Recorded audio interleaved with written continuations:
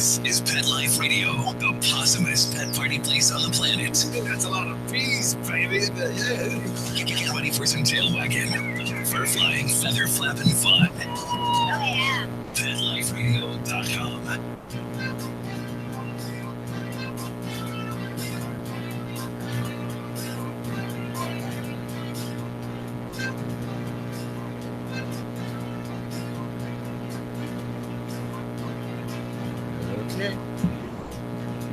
And good morning and welcome to this live radio broadcast here on Pet Life Radio's Ask the Vets with Dr. Jeff. I'm your host for the next 30 minutes, Dr. Jeff Werber, and here for you. I'm going to make it very easy for you to get a hold of us. Number one is to call us 877-385-8882. Once again, 877-385-8882. And you can also join us live on Google Hangouts. That's really, really fun. Just go on to PetLifeRadio.com, click on the Ask the Vets with Dr. Jeff tab. You scroll down and you will see a link to Google Hangouts. And on Google Hangouts, you can actually join us live.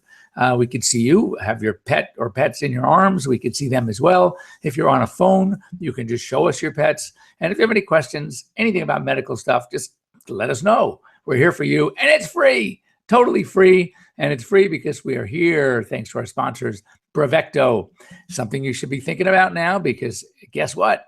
Flea and tick season has started. Even those areas that don't have it year round, like us in Southern California, we don't have a huge flea problem during the winter, but oh my God, spring is here.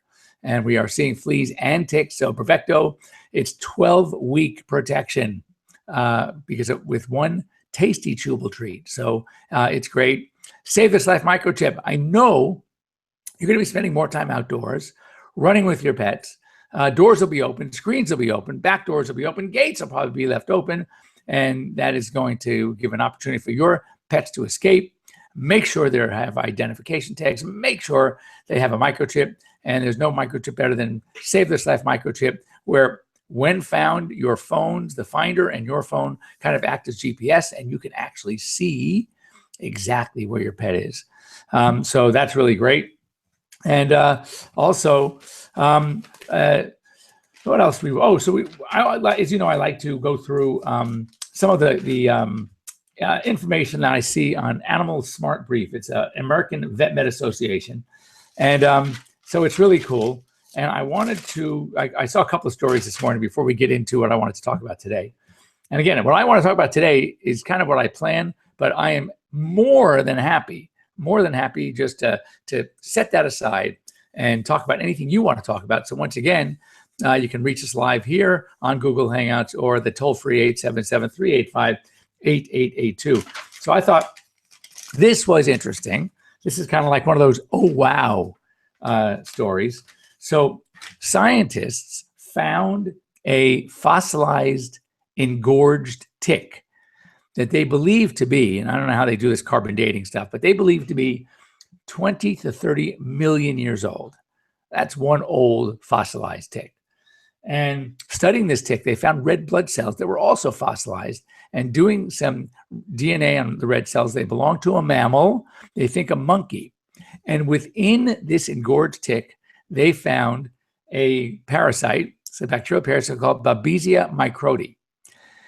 Interestingly, Babesia still affects our mammals today, can affect people. And this particular Babesia is still around today. We're talking 20 million years old. And they found this in the tick. And so that's pretty amazing that ticks have been around that long, which means mammals have been around that long.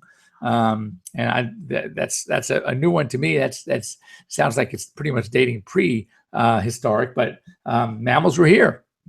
And this was a very interesting tick and an interesting finding, because now it's showing that some of these parasites, here we are when we have parasites for our pets, for us, and we are trying to destroy these parasites. It ain't so easy, because here this little Babesia parasite, this bacterium, has lasted a long time. Let's put it that way. So whatever we're throwing at them, however we're trying to reduce their population, to kill them, you name it, we're not doing such a good job. Next, something that I've already known, but we just saw it officially published. This was done by the Pet Products Association, the APPA, and millennials, I'm hoping you're out there listening, have now surpassed, they are the, as they put it, the top dog when it comes to pet ownership. And that's right, millennials. They actually beat out the baby boomers by 3%. And they own more pets. Many of these pets, by the way, are very small animals, reptiles, small animals, fish. And APPA also came out with a statistic that now, we used to say about over 50% of US households owned a pet or shared their houses with a pet. I like that better anyway. But now that number is up to 68. 68% of US households are shared with a pet or more, as in my case. More than one, of course. Also that 81% of those polled that obviously have pets actually admitted that they feel, again, nothing new to me, that pets are good for their health. It's not just the fun of having one or having a running partner if you have a big dog and you like to run or go out on your bike or go to the park. But actually good for your health. And I have a whole series of very interesting facts we'll cover one day, just talking about pet ownership, the benefits, if you will, of pet ownership.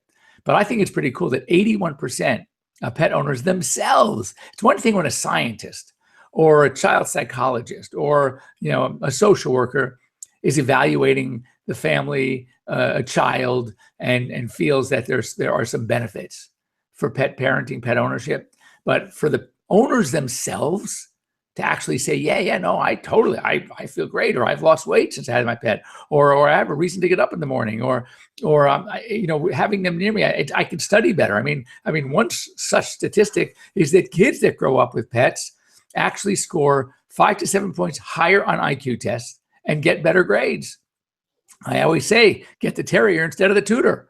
And so we know that there are benefits. We know from a heart perspective, blood pressure perspective, cholesterol. I mean, there's so many things that we know that scientists have already shown, but I think it's pretty cool that owners themselves are seeing it. And also, this one I thought was a pretty cute story too. That, and it will lead into what I wanted to talk about, and that is that pet-friendly establishments, pet-friendly hotels, now they're pet-friendly cruises, have taken pet pampering to new heights. And we're talking some pretty amazing. I mean, I've heard stories before. They do a doggy bed. They give them a dog bed and they turn it down and have a little bone, a treat. So when you come in the evening, there's a little bone on your dog's bed. Yeah, that's cute. No, we're talking pampering. We're talking, here I have a list. First of all, room service menus. Of course, the beds and the bed turn downs. Concierge pet sitting and dog walks. So if you are traveling with your pet and you go to some of these pet-friendly hotels, they will actually provide sitting services for you so you can leave your pets in your room. That's really good. And spa treatments. And here was one or two of the hotels listed actually will serve your dogs bacon-infused water. So that just helps them want to drink. And that, we drink flavored waters, right? You buy those sparkling waters with the orange or the strawberry or the cherry infusion, right? Why not give a dog bacon or chicken? I mean, think about it. The toothpaste that we recommend for pets, it's non-sudsing and it's usually flavored. It's poultry flavored, it's beef flavored. So why not bacon infused water? So those are pretty easy, fun things. So when you're going to travel, and hopefully, as what I wanted to talk about today is springtime, because springtime is basically upon us. It started a couple of weeks ago. We are officially in the spring season, and there are lots of things that we know. First of all, as weather is improving, though some cities might disagree that it is improving yet. I know that I always talk about this because I frequent Mammoth Mountain, California. I was there last week, perfect spring skiing. In the daytime, it hit up 55 degrees, sunshine, people boarding and skiing in their bathing suits. I mean, pretty amazing stuff. Well, this last couple of days, they got 20 new inches of snow, 20 inches in 2 days. Still leading the U.S. In snow coverage is Mammoth Mountain. And I am jealous that I wasn't up there this weekend. Anyway, but many parts of the country are actually warming up. And with that comes some springtime tips. It's time to get your pets out there and start running, exercising again. We know that they, as you, very likely have put on a couple of those extra pounds, winter pounds, and it's time to shed those pounds. And the same thing for your pets. But though you think, okay, it's a gorgeous day, woke up in the morning, there's no snow on the ground anymore, or it's melting, I'm going to go out for a run. Not so fast, not so fast. Because both for you and your pet, when you are restarting an exercise program, it's got to be done slowly, gradually, work them up to it. They will get muscle soreness just like we can. It's like that weekend warrior kind of thing. You know, you can't just go out and hit it super hard after having resting all winter and being a couch potato. So you got to work up to it, work slowly. And again, remember, we wear sneakers, we're wearing shoes and socks, etc., and running shoes. Dogs aren't. So their pads are very, very irritated. And if they can be, they're very smooth. They've been sort of easing it out during the winter. So you have to work them up to it slowly. And as we get closer to summer, we'll also talk about some other hints and tips, because given the fact that the pavement gets very, very hot. Probably not this time of year yet, but it will be getting very warm. And with that, we have to take extra cautions with our pets. Another thing that we always have to deal with, and you're talking to a guy, as much as I love pets and love animals and working with them, caring for them, that's how much I hate gardening. I have the quintessential brown thumb when it comes to gardening, but I know many of you out there, it's a great hobby. And I just need to let you know that for those of you that have pets, and I can pretty much say 68% of you probably do, because the households are there, and anyone listening to the show, I would say it's 100%. But you also like to garden, and that's great. But you want to know some springtime flowers and plants that can be very dangerous for your pets. Some things like oleander, sago palm, crocus, Dieffenbachia. These are all can be potentially very toxic to pets. And I have a list here. And now some of these actually have toxic effects, like neurologic, gastrointestinal, and some of them are just really very irritating to the GI tract. So it's not like it's toxic. It's going to kill your pet, though some of these can. It's more along the line of just an irritation, maybe some diarrhea, scratching up, maybe not wanting to eat because the stomach hurts, things like that. So, but I mean, the list is very long. But castor bean, oleander, we know now. Oleander, the heart class of medicines called the cardiac glycosides, and like digitalis, for example, they are derivatives of oleander. So no wonder why when these dogs get into, it's like an oleander, just because at the appropriate doses it can help. Of course, as an overdose, it can hurt. Like non-steroidal anti-inflammatories, take 2 aspirin, that's great. But if you take 5 or 6, you're going to have gastric ulcers. So you got to be very careful. So oleander, morning glory, Japanese yew, Jerusalem cherry, foxglove, nightshade, lily of the valleys, trumpet vine. Now, again, guy with my brown thumb, I've never heard of some of these, but for those of you out there, then I know you have. But here's some things. Now, if you have sun, a lot of sun in your yard, and here's some recommendations of some very safe bets when it comes for your yard. Some of the annuals are zinnia, snapdragons, cosmos, calendula, petunias. On perennials, bee palm, phlox, roses, catmint / catnip, coneflowers.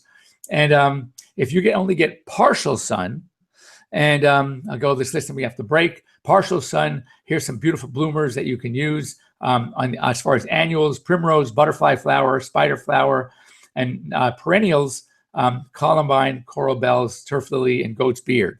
So there are a lot of great options because of those that we know that are so dangerous.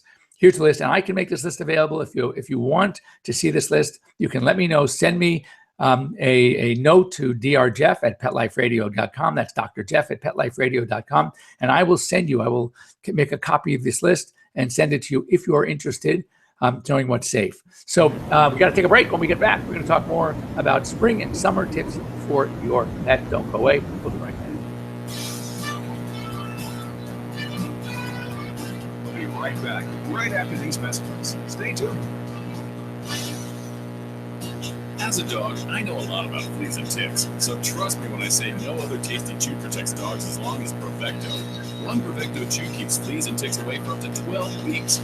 Be a good human and ask your vet about Prevecto. Prevecto may cause harm to you. On Tuesday, May 2nd, 2017, save the date for the 5th annual NYC Retails and Sales Pet Product Expo. It'll be from 1 to 6 p.m. at Home Studios right in New York City. Plus, the presenting media sponsor is Pet Age Magazine. This event is a retail pet trade show brought to you by American Pet Professionals and YKPR. It's an exclusive event for retailers and media. For more information, you can call Nancy Hassel at 631-446-1105 or myself, Dana Humphrey, at 619-414-9307. Plus, you can check out the website to learn more details at retailsandsalespetexpo.com. I love cleaning the litter box, said no one, ever. Luckily, there's World's Best Cat Litter, the litter that promises less mess with less litter. Only World's Best Cat Litter uses the concentrated power of corn to quickly trap odors in tight clumps. And quick clumping means you never have to chisel or scrape the box. Less cleanup with less wasted litter? That's a litter bit amazing. Save $2 on World's Best Cat Litter. Visit www.saveonworldsbest.com. It's designerpetsweaters.com. Hand-knitted designer sweaters for your precious pup or cool cat. Beautiful couture patterns for your pets, including custom-knitted formal wear, casual wear, yachting, and even sports-themed. Many designer pet sweaters include feathered tammy hats, top hats, and a lot of sparkle. Each sweater includes leg loops, front paw sleeves, and leash opening. Visit designerpetsweaters.com to order your four-legged fashions today. Your pets will stay warm for the winter and be runway ready. Large or small, we fit them all. DesignerPetSweaters.com. What's better than a dog? Well, the answer is nothing. Well, world peace would be pretty good at dogs.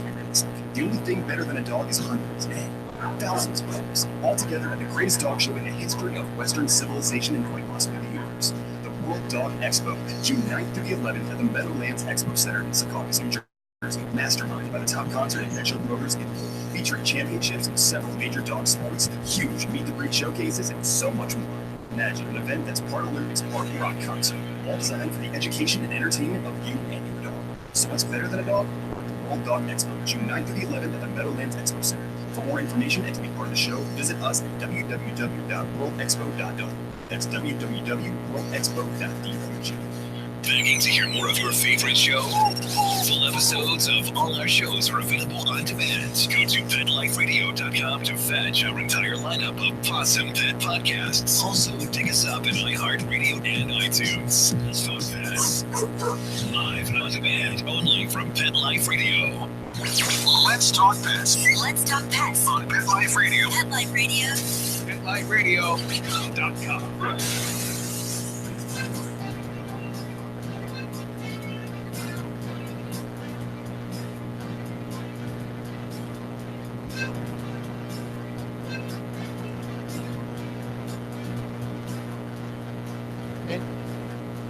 And welcome back. You're here live with Dr. Jeff Werber, here, your host on Pet Life Radio's Ask the Vets with Dr. Jeff. Once again, if you want to get a hold of us, you can go on to Pet Life Radio, scroll on to Ask the Vets with Dr. Jeff, and click on the Google Hangouts link, and you can join us here live. You can also give us a call, 877-385-8882. And don't be bashful, don't be shy. Free advice, nothing wrong with that. So we were talking before the break about springtime flowers. Here's a guy. This is coming from a guy, by the way, with the brownest thumb on the planet.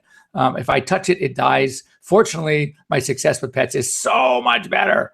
But yeah, I've never been a flower planting kind of guy. But I just wanted to point out, we talked about a lot of this stuff for dogs and stuff. Cats, lilies. Be very, very careful. Lilies are deadly, potentially deadly to cats. And just so you know, not only eating the plant, but if you had some freshly cut lilies and you put them in a vase and you put the vase on a table and the cat drinks the water from the vase, that can be equally as deadly. So you got to be very, very careful. Begonias are toxic to dogs and cats.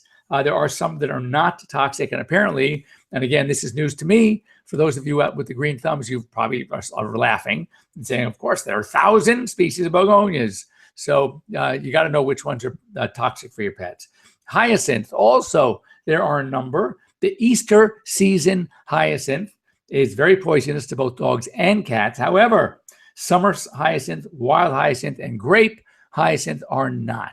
So again, if you love being out there in the garden, this is the time of year you're going to spend a lot of time out there. Make sure that you are well aware of what can be toxic and what can't be. And by the way, if you one who gardens and you are pregnant or thinking of getting pregnant, make sure you wear gloves when you garden. Do not, I repeat, do not garden without gloves. And for this, the reason is that cats often shed a parasite called toxoplasmosis, and they might leave a present for you in the garden as a fertilizer. It might help the plants, but it is extremely, extremely dangerous to an unborn fetus.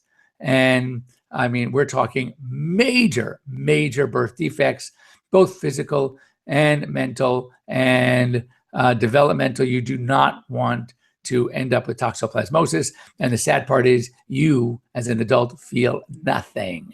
So very, very dangerous. And I can't stress that enough. I've seen it. And it's one of those things you never want to see. So just as an FYI. Also springtime. It's a time of year that we are, you've heard of the term spring cleaning.